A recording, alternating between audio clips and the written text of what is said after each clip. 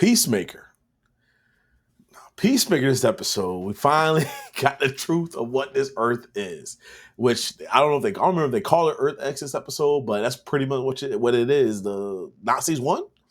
So because you seen the previous when he was in there, no black people, nobody around, no Spanish people, no Asian people, nothing. And then we finally get into here, and I'm surprised we haven't seen Judo Master because I think Judo Master will cause some uproar too, but no one calls an uproar like Black Chick, his homegirl. Because she was like, well, she said, I'm going to take a stroll outside. I'm like, no, don't do it. You know something bad was going to happen. And she went out there, took a stroll, and it was like, what the hell? One got out, a black. Now listen, the gun don't jam because if gun would have said the N-word, then get him out of here, pack him up. I'm sorry. He can't say that. He can't write that. I don't think he can. I don't know DC comic book, especially the way he write his style. But I thought it was funny. I had no offense to what it is. This is the Earth. And he could have took it a whole nother way, like how Gen V and the boys take it a whole other way, but he didn't.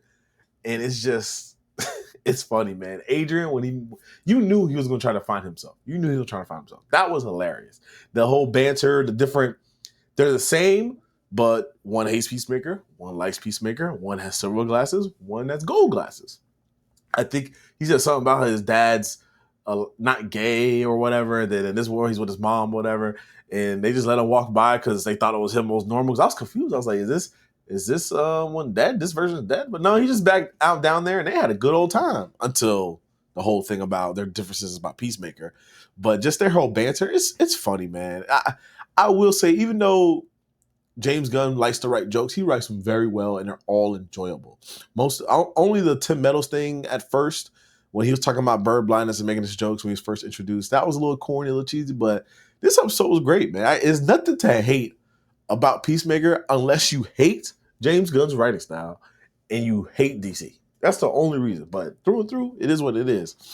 Harcourt, because she hate being called hardcore, but Harcourt, when she finally met with Chris, Peacemaker, she still can't really get her feelings out. She kind of did, talking about, oh, I know you love me, I know you care about me. Man, shout out to Chris. Chris just want to answer. Just like every guy in this world, what do you want? Do you want me? What do you want? We just want the answer. But she got to make it difficult. She can't answer it. And she just like, oh, you coming back or not? I mean, like, give me a reason. But at the end of the episode, you find out you have a really good reason to come back because they find out there's a second Harcourt. You find out this is a Nazi world.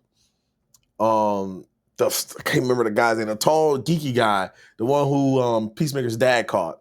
He spilled all the beans, whatever. He's like, so it's going to cause more issues, which I don't know why he'd do that. That's so weird.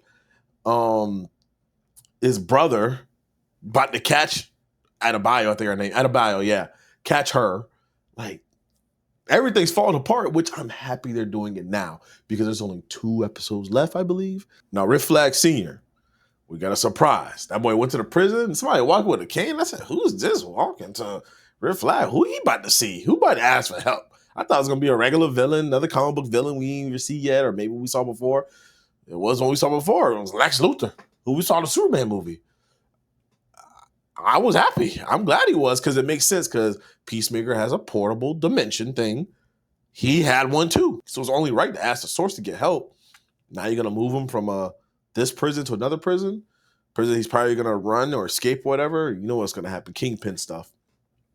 Then you have, he was explaining his cellmates, and it sounded like he was describing Killer Croc. I don't think it's Killer Croc. I hope it's not, because Killer Croc should be in Arkham anyway. So I don't think it's Killer Croc, to be honest with you.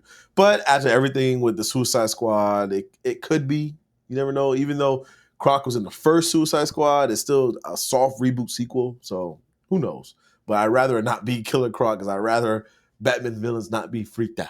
Okay? I'd rather not. Prison or no prison. I'd rather not.